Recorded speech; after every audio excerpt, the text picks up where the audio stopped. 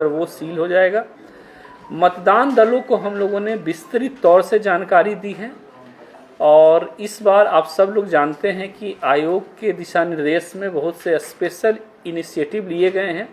उसमें एक महत्वपूर्ण अवयव होगा कि जितने पीठासीन अधिकारी हैं उनके फ़ोन में मोबाइल एप्लीकेशन एक रहेगा। मोबाइल एप्लीकेशन आज इंस्टॉल हो गया है। सुबह में कल जब लोग ईवीएम लेने के लिए आएंगे तो लॉगिन भी कर लिया जाएगा उनका, और जब वो लोग मतदान स्थल पे जाएंगे, मतलब बूथ पे हमारे जाएंगे, तो फिर अराइवल रिपोर्ट भी पीआरओ एप्लीकेशन के माध्यम से ही हम लोग लेंगे। जब ये लोग मतदान स्थल पे जाएंगे, बूथों पे जाएंगे, तो वहाँ पे हम लोगों ने हर एक बूथ पर रसोइया का इंतज़ाम रखा है भोजन के लिए। साथ ही साथ बूथ पे जाकर के आसपास का एरिया का मॉनिटरिंग भी इनके द्वारा हो जाएगा। कहीं कोई भी संवेदनशीलता होगी तो जानकारी हम लोग को दी जाएगी। और फिर 11 को मॉर्निंग से वोटिंग होगा। हम लोग के बाद वोटिंग में भी हर एक 2-2 घंटे पे, मतलब सुबह 9 बजे 11 बजे इस टाइप से उन लोग को पीठासीन पदाधिकारी का एप्लीकेशन जो है उसमें VTR डालना होगा।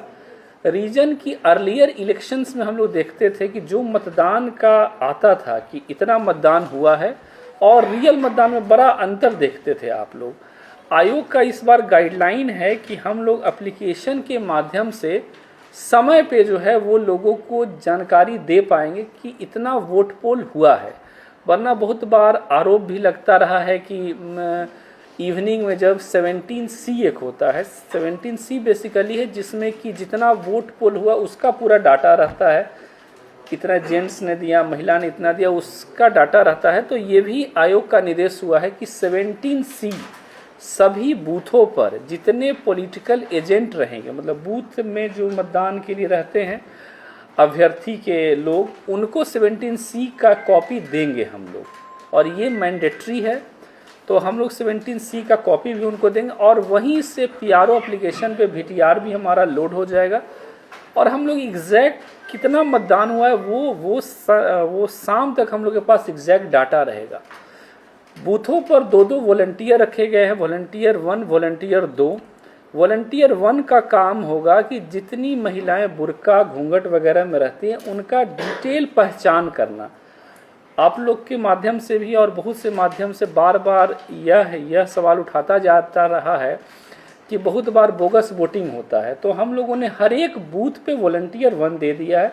सेकेंड नंबर का वॉलंटियर जो रहेगा उसका वर्क रहेगा कि जो है बूथ पे यदि मतदान के लिए कोई जाता है और मोबाइल फ़ोन उनके पास है तो जो वॉलंटियर सेकंड होगा वो उसके मोबाइल फ़ोन को रखेगा। हम लोगों ने अलग से जूट बैग उनको दिया है, जूट बैग में ही उसको रखा जाएगा। हमारा या फिर आयोग का सख्त निर्देश है कि कोई भी व्यक्ति बूथ के भीतर फ़ोन लेकर के नहीं जाएगा। सिर्फ और सिर्फ जो है पीठासीन अधिकारी के पास मोबाइल रहेगा, क्योंकि उसको VTR एप्लीकेशन पे जो है डालना पड़ेगा। रेस्ट कोई भी स्टाफ या फिर जो वहाँ पर एजेंट रहेंगे या फिर सेक्टर ऑफिसर रहेगा, कोई भी फ़ोन लेकर के बूथ के भीतर नहीं जाएगा। तो ये एक गाइडलाइन था। मीडिया के बारे में भी फोर्सेज को भी हम लोगों ने और पीठासीन अधिकारियों को भी ब्रीफिंग दी गई है कि मीडिया जो है बाउंड्री वॉल के भीतर में रह सकता है, लेकिन मतदान स्थल के भीतर में जहां मतलब वोटिंग होता रहेगा वहां पे नहीं जाएगा। इसके लिए निर्देश उनको दे दिया गया है। सिक्योरिटी के इंतजाम है। आज भी आदर्श आचार संहिता के उल्लंघन पे 1-2 अभ्यर्थियों के ऊपर जो है FIR हुआ है। बगहा में एक जो है FIR हुआ है, उसमें था कि शेड्यूल समय जो दिया गया था रोड शो का, रोड शो के समय के बाद तक उन लोग के द्वारा रोड शो हो रहा था। और बेतिया में भी एक FIR हुआ है, उनके द्वारा निर्धारित संख्या से ज़्यादा मात्रा में मतलब वकील और जो स्वीकृति प्राप्त वकील नहीं था, तो उसके ऊपर FIR हुआ है। अभी से हम लोग लगातार सख्ती के साथ ECI के गाइडलाइन के अनुसार इलेक्शन संपन्न हम लोग का होगा और उसमें जो है मीडिया का भी सकारात्मक रोल रहेगा। जो फीडबैक आप लोग का हम लोग के पास रहेगा उसके आधार पर भी डिफरेंट स्टेप्स हम लोग लेते हैं। हम लोगों ने सभी बूथ्स पर CAPF प्रतिनियुक्त किया है और जो क्रिटिकल बूथ्स हैं उनमें हम लोगों ने जो मानक इलेक्शन कमीशन ऑफ इंडिया के द्वारा घोषित किया गया है उसमें 3 और 4 बूथ और 5 और 6 से ऊपर बूथ्स पे हम लोगों ने एक सेक्शन CAPF की प्रतिनियुक्ति और जो एक्स्ट्रा हाफ सेक्शन देना है वो भी CAPF की प्रतिनियुक्ति की है। साथ ही साथ जो हमारा स्टेट पुलिस फोर्स है जिनको हम लोग आपको पेट्रोलिंग में लगाते हैं, उनमें से भी कुछ प्राधिकारियों को हमने अलग से भी बूथ्स पे आपको प्रतिनियुक्त कर दिया है, ताकि फुल प्रूफ सिक्योरिटी जो बूथ की होनी चाहिए वो मेंटेन रहे।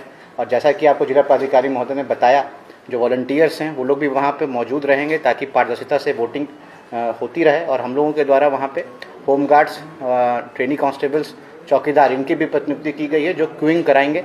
और साथ ही साथ अगर ऐसी कोई समस्या उत्पन्न होगी तो उसमें भी जो वॉलंटियर्स हैं उनको सहायता प्रदान करेंगे। साथ ही साथ जो बूथ के बाहर का क्षेत्र है, आप सभी को पता होगा कि 100 मीटर के अंतर्गत 144 का आपको घोषित रहता है, इसलिए सभी से यही अनुरोध रहेगा कि उसको आप लोग अनुपालन करेंगे। मीडिया कर्मी को भी वहाँ पे जाने के लिए आप लोगों की भी समस्याएं रहती हैं कि हम लोगों को कवरेज सही से नहीं मिल रहा है, उसको लेकर के भी आपको जो सारे गाइडलाइंस है उसको आपको बता दिया गया है। और मोबाइल के बारे में भी एक बहुत महत्वपूर्ण चीज़ है, जो मोबाइल का जो एंट्री है वो इलेक्शन कमीशन ऑफ इंडिया के द्वारा अलाउ किया गया है, लेकिन अंदर ले जाना अलाउड नहीं है। बाहर में आप लेकर के जाएँ, बाहर में आप वोट देने के बाद अपना सेल्फी जो कर सकते हैं, उन सब चीज़ों वो सब अलाउड है। बट अंदर आप लोगों को ईवीएम का फ़ोटोज़ है ये सब लेना, जो भी पब्लिक है वो जा रहे हैं, वो सब अलाउड नहीं है। अब हम आ जाते हैं आपको बाहर में जो बूथ से अन्य जो ईवीएम का मूवमेंट हमारा रहेगा, उसमें हम लोगों की पेट्रोलिंग पार्टीज़, विभिन्न जितने भी हमारे डीएसपीज़ यहाँ पे मौजूद हैं, उन सभी को हम लोगों ने उपयोग किया। लगभग 7 एसीज़ का मुझे बेतिया ज़िला में देखना पड़ता है, तो उसमें हमारे पास 8 डीएसपी उपलब्ध हैं। हमने 7 डीएसपी को विभिन्न जितने भी हमारे पास बाइक क्यूआरटी उपलब्ध है उनके साथ अलग अलग फोर्सेस के साथ उनको प्रतिनियुक्त करेंगे। वो निरंतर 11 तारीख के सुबह से वहाँ भ्रमणशील रहेंगे। हमारा जो एफएसटी टीम है उसको भी वो सीएपीएफ से वो पूरे तरह से आपको प्रतिनियुक्त है। सीएपीएफ उनके साथ निरंतर हम लोग छापेमारी करके जो भी हम लोगों को सूचनाएं प्राप्त होंगी, चाहे वो आपको अवैध शराब से संबंधित हो या अवैध कैश का जो मूवमेंट रहता है, जो वोटरों को बरगलाने के लिए यूज़ किया जाता है प्रत्याशियों के द्वारा, उस पर भी हम लोग निरंतर कार्रवाई कर रहे हैं। आज से भी हम लोग कार्रवाई कर रहे हैं। साथ ही साथ एक महत्वपूर्ण सूचना कि 24 घंटे से 48 घंटे के बीच में जितने भी बाहरी क्षेत्र के लोग यहाँ पर अपना चुनाव प्रचार करने हेतु आए रहते हैं, उन सबको यह दिशा निर्देश प्राप्त रहता है कि आप लोगों को भी, अगर आप वहाँ के वोटर्स नहीं हैं तो आप लोग वहाँ से निकल जाएँ। तो आपके थ्रू में हमारे होटल्स, लॉजेस जिनका चेकिंग है वो भी हम लोग आज रात्रि से उसको स्टार्ट करा देंगे। तो जितने भी लोग मुझे सुन पा रहे हैं जो यहाँ पे आए अपने किसी कार्य से यहाँ पे चुनाव प्रचार में आए हुए थे, अब ईसीआई के जो D-48 का जो एसओपी है उसका अनुपालन आपको करना है। आप लोग अपने अपने घरों पे चले जाइए। जो वोटर्स यहाँ के हैं वो यहाँ पे वोट करने के लिए हमेशा पूरे पारदर्शिता से और हमारे प्रेजेंस में एकदम भयमुक्त होकर वो आपको वोट कर सकते हैं।